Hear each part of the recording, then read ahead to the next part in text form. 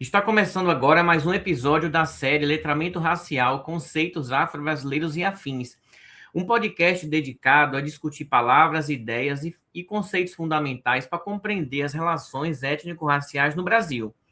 A partir de obras de referência, experiências cotidianas e debates contemporâneos, essa série propõe uma escuta crítica sobre linguagem, história, cultura e poder, contribuindo para a educação antirracista, combate a preconceitos e o fortalecimento do pensamento crítico.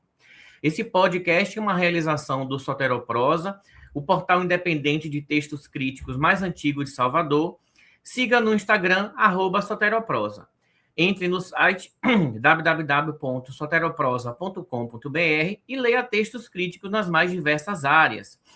Eu sou o professor Manuel Souza Júnior, doutor em educação, historiador, cientista racial e político, e te convido a seguir comigo nessa jornada. Siga-me no Instagram, @Debate Racial Político. Vou fazer minha audiodescrição. Então, eu sou um homem pardo, de pele clara, nariz largo, sobrancelhas grossas, uso óculos, cabelo curto, barba grisalha. Estou vestindo uma camisa meio cinza, meio azulada, e no fundo da minha imagem tem um mapa mundi e alguns livros. Esta série foi inspirada nos volumes 1 e 2 do Dicionário Racial. O volume 1 foi publicado em 2024, o volume 2 foi publicado no final de 2025. Semanalmente teremos novos episódios com convidados especialistas em temáticas raciais e áreas afins. O conceito de hoje vamos falar de dois conceitos, branquitude e mito da democracia racial. Para falar sobre ele, estamos aqui, já agradeço também a presença de Rafaela Reck. Ela é mestre e doutora em educação pelo UNISC, licenciada em História, especialista em ensino de História e Geografia, já atuou como professora na rede pública e privada do Rio Grande do Sul, foi secretária municipal de educação de Passa Sete, Rio Grande do Sul, diretora de escola de ensino médio no SESI do Rio Grande do Sul também. Tudo bom, Rafa? Como vão as coisas? Tudo bem, bom dia, Manuel. É um prazer estar aqui contigo, né? E eu vou fazer minha audiodescrição, então, também para iniciar o nosso bate-papo. Eu sou uma mulher branca, eu tenho 1,64 de altura, meu cabelo é loiro, tá? Hoje eu estou com o cabelo preso, com uma blusa clara com flores, e o ambiente, eu estou na minha casa, então é o ambiente da sala, né? A gente tem algumas paredes claras e os detalhes das portas em madeira. Muito bem, Rafa. Vamos começar a conversar um pouquinho sobre esse assunto, né? Tanto a branquitude quanto o mito da democracia racial, eles margearam pela sua pesquisa de doutorado, não foi isso? Conta um pouquinho para a gente da sua pesquisa. Ah, perfeito. Então, eu iniciei minha trajetória, né, na pesquisa das relações étnico-raciais ainda no TCC da graduação, né? E lá eu comecei a pesquisar, então, um pouco mais na época sobre a presença da história e cultura afro-brasileira nos livros didáticos, né? E isso me deu a curiosidade e me despertou o interesse para adentrar nesse tema, mais ainda no mestrado e no doutorado, né? No mestrado, pesquisei um pouco mais o período específico ali do Ministério Capanema, né? Que foi de 34 a 45, claro, olhando, né, para as questões que permeiam o tanto antes quanto depois, mas o que muito passa por esse período, né, e o quanto que a educação diz, né, da nação nesse período. E aí no doutorado, então, eu adentrei muito mais na questão da branquitude, né, trazendo esse conceito para a pesquisa, esse olhar, e olhando, né, essa primeira metade do século XX no Brasil, pensando a educação, a constituição da nação nesse período, a partir de um olhar da branquitude, né, para que a gente possa se colocar e entender as relações étnico-raciais de fato nesse período. Né? Porque é aquilo que a gente ouve, né, Manuel, muitas vezes. A educação, ela transforma a sociedade, ela ajuda a constituir a sociedade, e ela também reproduz aquilo que a sociedade está vivendo naquele momento, né? Então, a gente é fruto daquilo que a gente vive, né? Daquilo que a gente é constituído. E a educação está muito presente nisso, né? Então a gente vê muito na educação ali da primeira metade do século XX a presença, né, de uma formação por muitas vezes elitista, a discriminação racial presente, né? Quando a gente fala, por mais que a gente fale em uma educação pública, né, que cresce muito nesse período, a gente ainda vê uma educação pública que não atinge toda a população.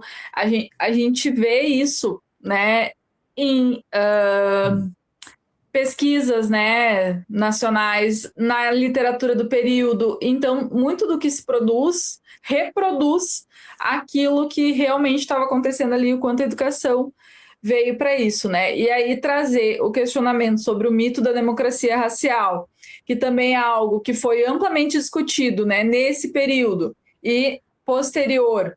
E a branquitude, que hoje, né, com o olhar da branquitude, isso eu trago um pouco no texto ali, né, e no conceito, a gente fala sobre branquitude principalmente a partir dos anos 2000 aqui no Brasil, né?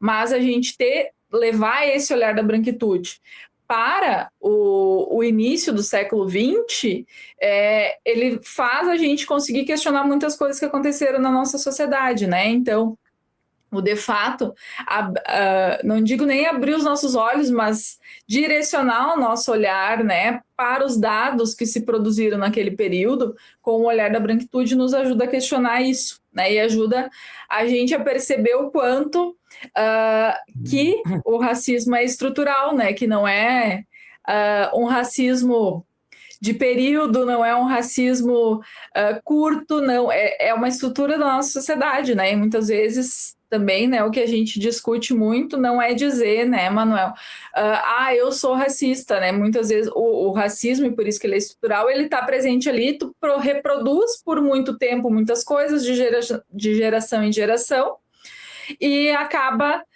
não se dando conta, né, de que são questões racistas, e é por isso que a gente precisa hoje questionar, né, para levar cada vez mais à baila esse tema e poder dizer para as pessoas, sim, isso é racismo, a gente precisa pensar sobre isso para poder agir diferente, né? Precisa ser falado, né? Precisa dizer, preciso conversar sobre isso, né? Não pode ficar escondido. Eu entendo que a branquitude, né? Você optou por escrever, quando te convidei para o dicionário, né? Você optou por escrever branquitude, lembrando que branquitude e mito da democracia racial são com verbetes do dicionário volume 1, né? Que Rafaela escreveu. E quando eu te convidei, aí você falou logo branquitude, eu entendo porque estava na sua efervescência de pesquisa, né? Já que você falou no doutorado, na sua tese, doutorado sobre isso. Agora, por que essa branquitude, qual é a sua opinião? Por que essa branquitude, esse conceito, ainda gera tanto desconforto no debate público brasileiro? Pensando em desconforto, né? Eu acho que as pessoas ainda não conseguem entender ou não estão abertas a compreender, né, questões raciais. E aí a gente entra no conceito, assim, pensando, né? Por que não existe o racismo contra o branco, né? E aí é isso, né? Então, a branquitude é um lugar não nomeado da posição racial branca, né? A gente não precisa se identificar enquanto pessoa branca para estar num lugar, né? Enquanto que o negro muitas vezes precisa trazer isso, né? E estar sempre reafirmando a sua posição racial. Então, a branquitude diz muito sobre isso. E as pessoas muitas vezes não se colocam nesse lugar de parar e dizer, não, peraí, né? Tem alguma coisa aqui que bate, que não faz sentido, né? Por que eu não sou questionada ao acessar um local e uma pessoa negra né? E isso a gente vê muito na rua, né, Manuel? Pensando em abordagens, né? Se eu estiver caminhando na rua com a mesma roupa, né? Pode ser assim, uma camiseta branca, um calção preto, um chinelo, que uma pessoa negra, provavelmente o policial vai olhar para a pessoa negra, não vai olhar para mim, né? Então, a gente, enquanto pessoas brancas, a gente precisa se colocar nesse espaço, né? E uma outra questão também que me levou na época a trazer o conceito da branquitude, né? E isso muito a partir das discussões que a gente fazia nos grupos de pesquisa ali com o professor Mozart, né? Era a gente trazer isso, né? De que a gente não está aqui para falar por quem sofre o racismo diariamente. A gente não está aqui para falar por Uhum. eles, né? A gente está aqui para falar com. E aí, por isso que a gente precisa ampliar o olhar, né, para questões e trazer o branco para o questionamento, né? Não é a gente estar apenas falando sobre discriminação racial, sobre preconceito racial, né, sobre o negro, mas trazer o branco para esse lugar e dizer, bom, enquanto pessoa branca, o branco tem esse privilégio, o branco estava nessa posição, né? E por isso se constitui o racismo, né, no Brasil e se traz até os dias atuais, né? Exato. No texto, você também fala sobre a branquitude crítica e acrítica, né? É um conceito de Lourenço Isso, Cardoso. É muito interessante isso. esse conceito, né? E explica um pouquinho sobre ele e na prática mesmo, como é que a gente pode perceber essas duas formas de branquitude no cotidiano Isso. brasileiro? Uhum. Então, pensando um pouco, né, a branquitude acrítica, o Lourenço Cardoso traz que é no sentido do argumento em prol da superioridade racial branca, né? Ou seja, o branco tem o direito de fazer muitas coisas contra pessoas negras por serem brancos. A gente pode pensar num exemplo muito presente na nossa história, pensando no Holocausto, né? Se a gente for pensar no Holocausto, ele é um exemplo, né? A teoria, né? Os discursos, o que se construiu ali deu o direito às pessoas brancas a promoverem, né, homicídios, né, a matarem milhões de pessoas pelo mundo, né? Pelo simples fato de serem brancos. Tá? E isso Lourenço Cardoso traz, então, como a branquitude acrítica, é aquilo que promove, que permite a pessoa a praticar e a manter a superioridade racial branca, E né? é importante dizer que é de uma forma declarada, não é nada escondido, Isso. né? Isso aí, é o declarado, é o que te dá o direito de matar, é o que te dá o direito de excluir, é o que te dá o direito de tirar a pessoa, né, da convivência, né, pensando em exemplos, né. E trazendo para o Brasil isso também, a gente pode pensar em células neonazistas que são descobertas o tempo todo, né? Pessoas que Isso, são declaradamente racistas e supremacistas também, que a gente vê também, principalmente pessoas voltadas ao conservadorismo, né? E a esses extremos isso, que a gente, é. políticos que a gente percebe. Exatamente, né? E o quanto ainda as pessoas se acham no direito de falar sobre o outro, né, que é o negro, de forma declarada. Ah, porque ele é negro, ele não tem direito de ser juiz, ele não tem direito de ser político, ele não tem direito, né, de ocupar uma posição. E as pessoas, hoje com a internet, né, as pessoas acham que podem falar isso assim à vontade, se dá o direito de falar sobre isso, né? E aí é Uhum. essa exposição declarada da branquitude, né? Do privilégio racial branco, né? E a E crítica, pensando em a crítica isso, agora. e pensando um pouco na branquitude crítica, né? É quando justamente o indivíduo ou o grupo desaprova o racismo, né? Então, e isso também de forma pública, né? Então, muitas vezes é quando a, o grupo, né? Isso não precisa ser só um indivíduo, pode ser um grupo de pessoas, né? Que vai passar a criticar o racismo e trabalhar para essa mudança, né? Para esse olhar, né? Então a pessoa entende, né? Que vive, né, numa sociedade que é racista, numa sociedade que tem essa estrutura e que vai trabalhar para mudar esse olhar. Né? Então, quando eu falo a branquitude crítica, eu digo, eu percebo, né? Esse é o espaço que eu ocupo hoje, porque eu reconheço, né? Que eu consigo reconhecer que eu vivo numa sociedade racista, que a gente trabalha, né, numa sociedade racista e que a gente precisa mudar esse olhar. Então, é justamente quando a gente se coloca nesse lugar, né, de criticidade sobre o espaço em que a gente ocupa e os privilégios que a gente tem. né, perante outras pessoas. Eu costumo trazer também um exemplo da branquitude crítica, aquela pessoa que a gente até percebe que é engajada nas redes sociais, né? Que tem, de vez em quando, essa Uhum. pauta gira em torno dos seus temas, mas que por um deslize, né, um deslize estrutural, do racismo estrutural, Isso. comete algum ato de racismo. Aí vem, grava um vídeo, pede desculpa. Isso é branquitude crítica, né? Então ele está Isso. reconhecendo e pedindo desculpa que aquilo ali, que vai tentar melhorar. A gente sabe que às vezes as pessoas gravam esse mesmo vídeo três, quatro vezes em situações diferentes, né? Então, parece que Sim. não aprendeu muito, mas, enfim, de qualquer forma, está na busca, né, desse Eu aprendizado. acho que é o conseguir se olhar nesse espaço, né? Então acaba promovendo muitas vezes sem perceber, e aí quando percebe, vem trabalhar nesse movimento oposto, né? Vem trazer esse olhar de desculpa, se reconhecer nesse espaço, né? Na tentativa de mudança. Então, mas ainda, né? A gente, como está presente numa sociedade, a pessoa vai perpetuando muitas coisas, né?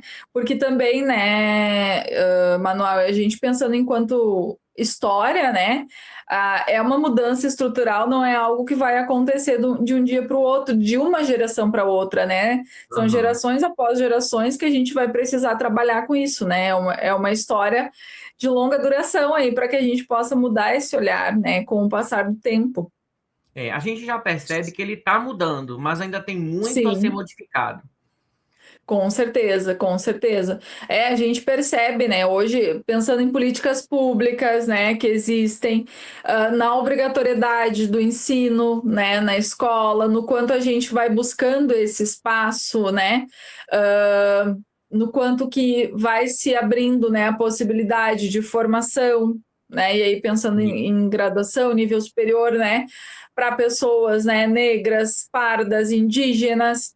Então, isso vai quebrando muitas coisas, né? Vai quebrando alguns paradigmas, né? Algumas estruturas da nossa sociedade, mas no momento em que alguém ainda se acha no direito, né, de questionar por que um negro está atendendo como médico, né, num posto de Uhum. saúde ou num consultório médico, né, a gente ainda vê o quanto que o racismo ele é presente, né, ou o quanto que tu enxerga, né, essa pessoa e pergunta se ela vai poder estar presente em uma função, né, no nível hierárquico maior, né, ou acha que É, por ser negro, por ser pardo, precisa, né, apenas ocupar trabalhos dignos também, mas trabalhos, né, que têm uma condição muito menor, né. Nesse BBB 26, né, que está acontecendo agora, Sim, acabou de acontecer um caso desse, né? Então, isso, os integrantes entrando na casa, e aí um agroboy entrando na casa, na parte da sala e tal, e já estava lá dentro uma menina, ela é mineira, né? Baixinha, isso. negra, com cabelo para cima, né? E aí ela chega, e aí ele chega, depois de já ter abraçado duas loiras no gramado, ele entra na casa e pergunta: você também é participante? Quer dizer, o que eu digo geralmente nas minhas falas é que quando a gente muda o olhar, por exemplo, será que se fosse uma branca loura, ele também ia perguntar se ela era participante? Ele não ia perguntar, para ele ia ser normal. Então, ou seja, o que ele Provavelmente cometeu não. foi racismo. Então, eu costumo fazer assim, fazer esse exercício. Eu falo para meus É. alunos: ó, faça esse exercício, troque a pessoa preta por uma pessoa branca. Se ficar estranho, Uhum. foi racismo, né? Então É. a gente vê que isso acontece. Ah, ele fez isso de propósito. Ele não fez de propósito. É estrutural ali na criação dele. Um agroboy de Uhum. Goiás, que ele é, né? É. Branco agroboy de Goiás, elite de Goiás. Então ele chega ali na casa, aí ele pergunta: você está participando? Né? Na cara que isso é um caso de racismo. Agora, Exatamente. Rafa, me diga o seguinte: você acha que é possível romper os privilégios da branquitude sem que pessoas brancas se coloquem no centro desse debate antirracista? O que você acha sobre isso? Eu penso que não, Manuel. Eu penso que cada vez mais a gente precisa trazer as pessoas brancas, né, para a discussão. E eu lembro, quando eu estava tinha recém iniciado o mestrado ainda, né? Tava bem no início, assim, das pesquisas, né, sobre as relações étnico-raciais. Eu fui participar de um evento e na sala em que eu apresentava, era eu e mais uma pessoa branca também, que apresentávamos os trabalhos, e a nossa plateia era negra, né? E aí, a primeira pergunta que veio, depois de nós duas apresentarmos, né, foi, bom, né, o que diz, né, desse espaço que é ocupado por duas pessoas brancas, né, falando sobre questões, né, raciais aí. E aí, na época, né, a gente trouxe muito para esse olhar, né, a gente está aqui, sim, se reconhece num espaço privilegiado, né? Mas a gente precisa trazer as pessoas brancas para essa discussão, né? Para que a gente possa romper com essas estruturas na sociedade, porque senão, apesar da gente ter a maioria da população negra e parda no país, a gente não vai ter a força maior para romper, né? Precisa ter as pessoas brancas juntos se colocando, porque senão o grupo vai continuar querendo manter algumas coisas, né? E isso não vai mudar, não adianta, né? Se trabalha, mas vai chegar num limite em que vai se manter algumas coisas, e aí por isso que a gente precisa trazer, né? Então, no meu entendimento, quanto mais pessoas falarem, né? Quanto mais a gente conseguir levar esse debate para a escola, porque eu falo da escola por ser minha vivência e é um espaço, né? Todo mundo é obrigado a estudar até os 18 anos, né? Então a escola é um espaço em que todas as pessoas de uma sociedade, né, ou pelo menos a sua maioria, vão passar. Né, vão ter o acesso, seja ela uma escola menor ou uma escola maior, e a gente conseguir abrindo esses espaços para que a gente discuta cada vez mais essas questões, desde a educação infantil, né, até um nível superior, é importante, seja um espaço de pessoas brancas ou não. Né? E aí a gente precisa romper com essas questões. Então a gente precisa trazer, sim, cada vez mais, né? O espaço das políticas públicas, né? Hoje a gente vê também, né, Manuel, uma grande maioria dos nossos parlamentares, dos nossos governos, são pessoas brancas, né? E aí a gente não pode deixar apenas, né, os deputados e senadores negros lutarem por essas causas. A gente precisa ter todo mundo junto, né? Porque senão a gente não vai conseguir avançar no país, né? Pois é, exatamente. Eu costumo dizer sobre isso que essa pauta antirracista ela tem que furar cada bolha desse país. Porque não adianta a gente ficar falando só entre nós, porque senão quem manda e desmanda, como por exemplo o Congresso, que você acabou de citar, vão continuar sendo homens brancos, héteros, cis, né, da elite brasileira, entendeu? Não representam o povo, e acaba sendo o movimento que acontece nas redes sociais, né? Pior congresso da história. Por quê? Porque ele só vota pautas a favor das pessoas com essas características dominantes, né? Exatamente. Exatamente. Agora, você falou aí de escola, né? De educação. Então, qual é o papel, na sua opinião, da educação, e vou acrescentar também da mídia, ao desempenhar essa manutenção do questionamento da branquitude? Como é que esses dois setores, né, educação e mídia, desempenham, na verdade, um papel para manter ou para questionar a branquitude? O que você acha? Sim, é isso, né? Eu acho que o papel da educação e da mídia, ou tu quebra ou tu mantém, né? Eu acho que tem um poder aí, acho que dá para se utilizar esse termo, que favorece isso, né? Pensando em educação, a gente tem aí as crianças, né, com acesso à educação infantil dos 3 até os 18 anos, né, adolescentes ali, então a gente tem um espaço onde circula, né, boa parte da população, onde se leva aquilo que se ouve em casa, né, para esse espaço, para essa discussão, né? E o quanto a gente vê isso, né? E a gente percebe isso em pleno 2025, né? Agora já 2026, com certeza segue, né? O quanto as crianças trazem essa reprodução do que ouvem em casa, do que falam e da convivência que tem também para esse espaço, e o quanto que a gente, enquanto profissionais, né, que trabalham nessa área, a gente tem a obrigação de trazer o diferente, né? E não é o diferente no sentido de que, bom, eu vou trazer hoje, não, é de trazer a diversidade para esse espaço, né? Acho que diversidade é uma palavra melhor, né? De trazer a diversidade. Uhum. Representações, uh, nas coisas mais básicas do dia a dia, né? Vamos pensar em fazer um cartaz em sala de aula, né? Que a gente tem ali a diversidade de pessoas que compõem, né, o nosso Isso. espaço, que compõem a nossa sociedade.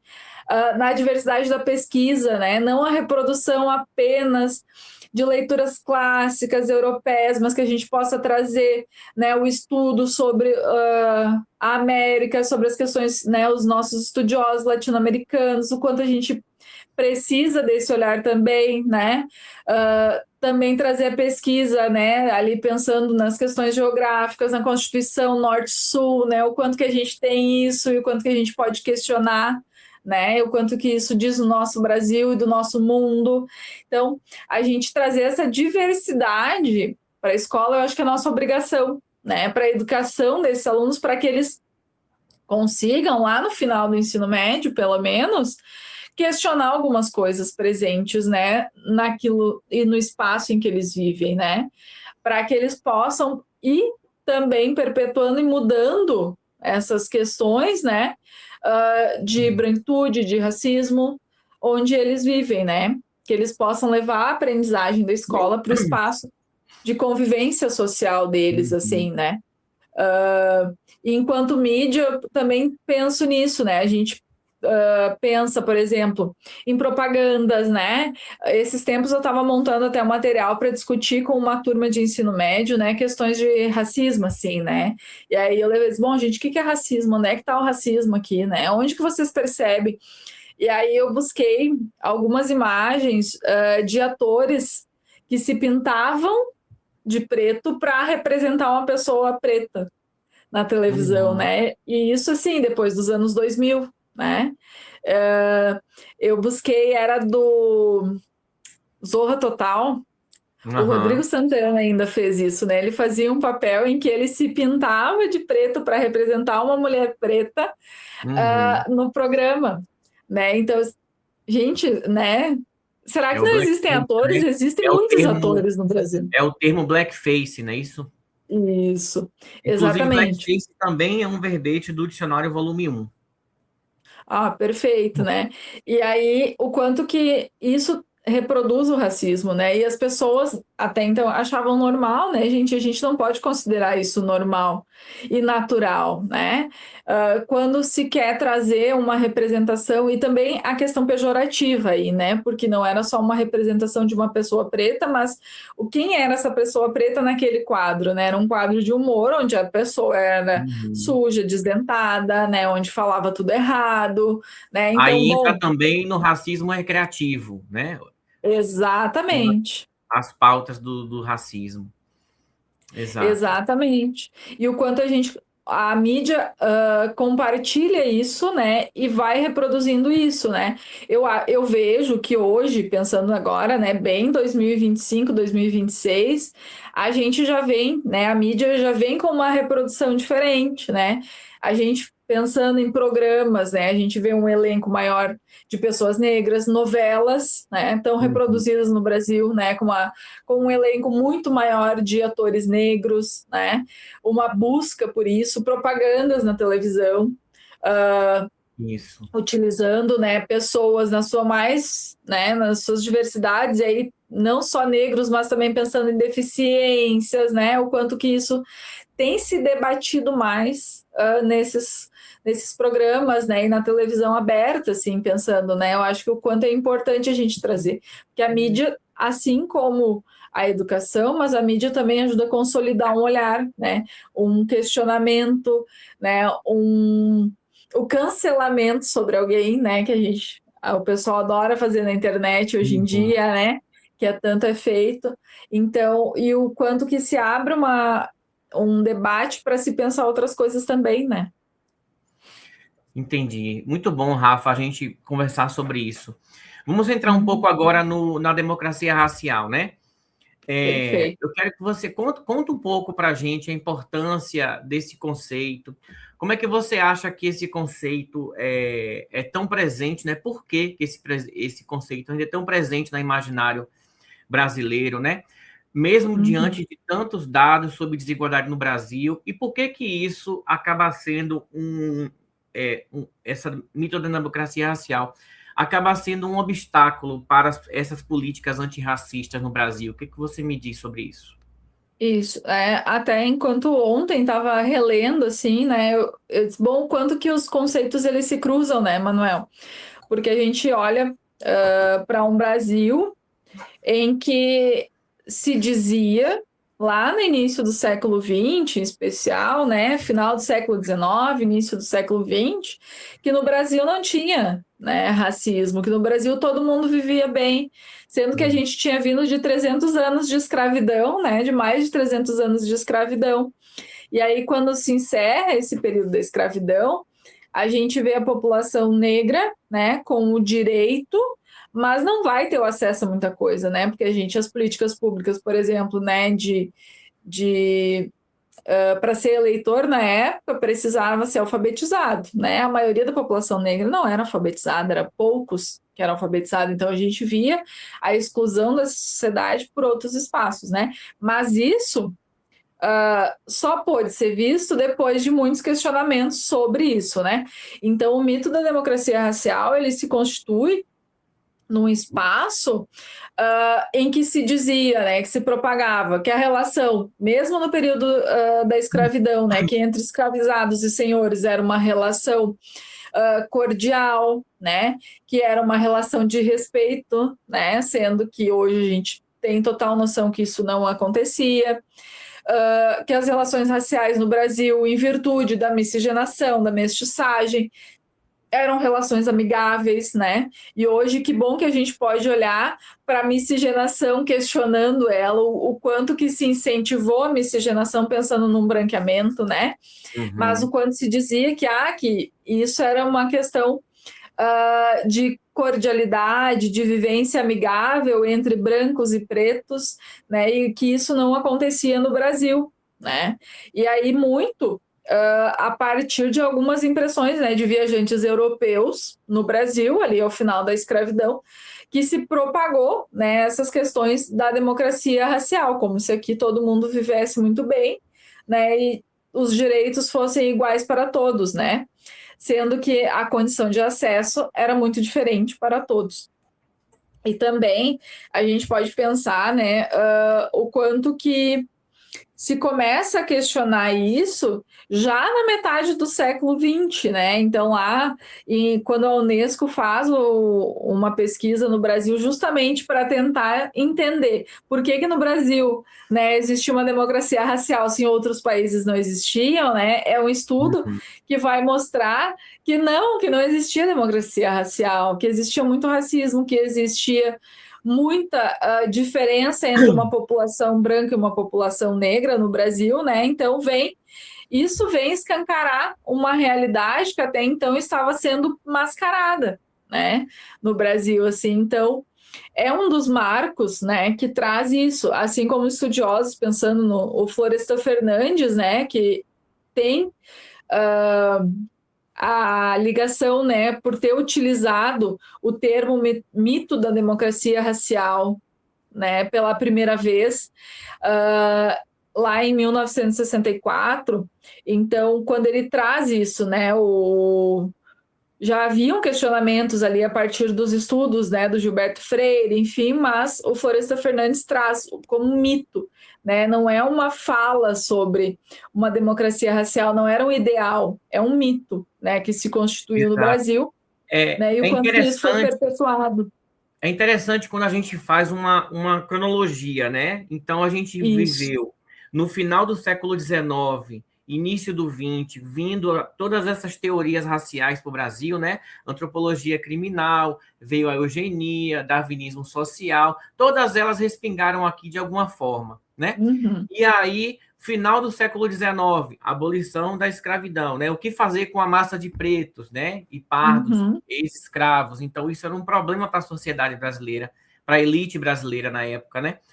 E aí, quando a gente pega, então, todo esse caldeirão de teorias, doutrinas raciais, racismo científico, as primeiras décadas do século XX, né? Era um caldeirão de coisas que acontecia, Uhum. e aí a gente chega a pensar que é uma discrepância. Como é que pode esse caldeirão de coisas acontecendo e se falando em democracia racial? Porque era tudo escondido, era tudo sorrateiro, né? Estava tudo Exatamente. escondido nesse processo. Aí veio o Gilberto Freire em 1933, Uhum. e lançou o Casa Grande Senzala, né? Um importante marco para a democracia racial, apesar dele não citar a democracia racial, esse termo, Diretamente, né? né, diretamente, mas ele fala muito sobre coisas relacionadas com a democracia racial. Então, isso foi se perpetuando ainda. Chegou na década de 50, 60, teve o estudo da Unesco, né, o projeto Unesco, Uhum. e aí o projeto Unesco realmente disse, deu um saculejo no Brasil, né? Deu um Uhum. saculejo. Olha, existe racismo aqui. Se ligue, né? Como é que você interpreta o legado desse projeto Unesco para a nossa sociedade hoje? Acho que pensando na sequência disso, né, é bem isso que a gente vem falando, né? A pesquisa da Unesco ela vai escancarar uma realidade que até então era, né, simplesmente ignorada, né? Era simplesmente deixada de lado e se perpetuava esse mito, né? Então, É justamente, é na verdade, o projeto Unesco faz o quê? Ele pega a democracia racial que estava consolidada e uhum, transforma ela em mito. Por isso que a gente fala exatamente. tanto no mito da democracia racial, né? Exatamente. E aí trazer isso, né? Pensando um período pós isso no Brasil, né? O quanto que é a partir daí que começa a se questionar muitas coisas, né? A gente tem as legislações já a partir do ano 2000, mas pensando quando tem a nossa Constituição Cidadã em 88, né? Apesar de não entrar especificamente nas questões raciais, ela traz um olhar já maior sobre os direitos humanos, sobre a pessoa em si, né? Traz lá no seu artigo 5º, enfim, começam a se questionar mais questões, né, no Brasil a partir, né, desse resultado, né, que a pesquisa da Unesco traz. Então, o que a gente precisa é trazer essa nova leitura, né? Que a gente precisa, não, né? A gente já precisou, desde o resultado da pesquisa, trazer essa nova leitura, né, da sociedade para a pesquisa, no momento em que a gente vê os intelectuais que participaram, né, da pesquisa e desenvolvimento das ciências sociais no Brasil. Então a gente vê aí, né, o Florestan Fernandes, né, trago ele como exemplo, né, o próprio Gilberto Freire que já vinha, né, com o lançamento, o Casagrande Senzala já tinha sido um marco, e o quanto que a gente vai revisitando esse livro, né, com o passar do tempo também, né, essa obra. A gente, como historiador, não tem como não ter lido, né? E Uhum. relido e rebuscado por muitas vezes quando a gente precisa entender o Brasil. É um dos nossos grandes marcos, é olhar para o Casagrande Senzala, né, para entender a nossa Constituição da sociedade brasileira. E aí, esses intelectuais, então, que também se constituem nesse período pós-1950, né, olhando para a questão social brasileira, né, que pode se questionar, aí entrando nas políticas públicas já, né, pós período da ditadura, né, 1990 em diante, 2000, né, o quanto que a gente vem trabalhando isso com passos de formiguinha, né, mas que a partir, né, desse estudo da Unesco, né, que a gente pode trazer como um marco para esse olhar, né? Então, de fato, a constituição daquilo que é um mito e que a gente pode quebrar esse mito, a gente precisa quebrar esse mito no Brasil, né? Pois é. Agora a gente falando de identidade nacional, né? É possível falar em identidade nacional brasileira sem enfrentar criticamente esse mito da democracia racial? O que você acha? Penso que não, né, Manuel? Eu acho que para a gente pensar em identidade nacional brasileira, né, a constituição dessa identidade nacional brasileira, não tem como a gente não olhar para a questão racial, né? Isso é muito forte e muito presente na nossa história, né? Então, para a gente se identificar como brasileiro, também eu acho para que a gente não se crie estereótipos, né, sobre quem é o brasileiro, a gente precisa sim estudar, né, essa Constituição do Brasil, essa democracia racial, esse mito da democracia racial, o quanto que isso esteve presente, né, naquilo que se constituiu, né, principalmente pensando, né, novamente, primeira metade do século XX, foi muita coisa que aconteceu ali, né, e o quanto que isso veio se desdobrando depois até os dias atuais, né, então não vejo ser possível a gente entender uma identidade nacional brasileira sem pensar no mito da democracia racial, sem pensar na presença de pessoas, né, pretas, pardas, indígenas nessa Constituição e o quanto que essa população sofreu com isso, né, sofreu com o preconceito, com o racismo, com a exclusão, de fato, dentro da nossa sociedade, né.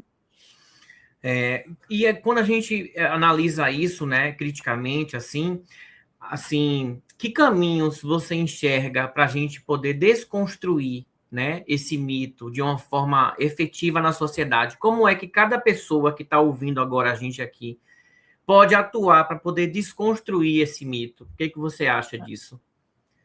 Eu penso, Manuel, que a primeira coisa é escutar isso aqui, né? É entender, é ler, se informar de fato, né? Com ciência, né?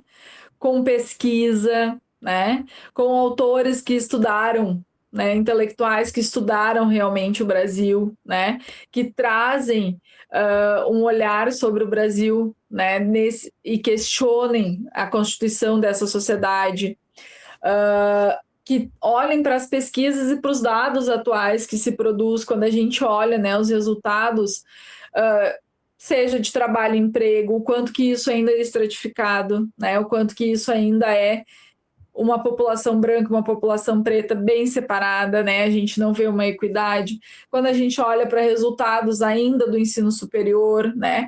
Quando a gente ainda olha para índice de criminalidade, pensando no outro aspecto, assim, a gente precisa olhar para esses dados e a gente tem esses dados à mão, né? Hoje, com a internet, a gente consegue acessar muitos dados e ter muitos resultados que nos possibilitem analisar o espaço que a gente ocupa e quem a gente é nessa sociedade, né? Então, a gente precisa ter informação e precisa ter informação séria para poder discutir, para poder mudar, né, a nossa sociedade.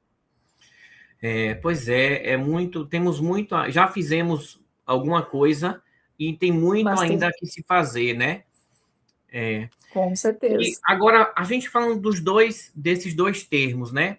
Como é que você enxerga, como é que eles se complementam para a gente poder entender o racismo no Brasil? Tanto a branquitude quanto a democracia racial, o mito dela.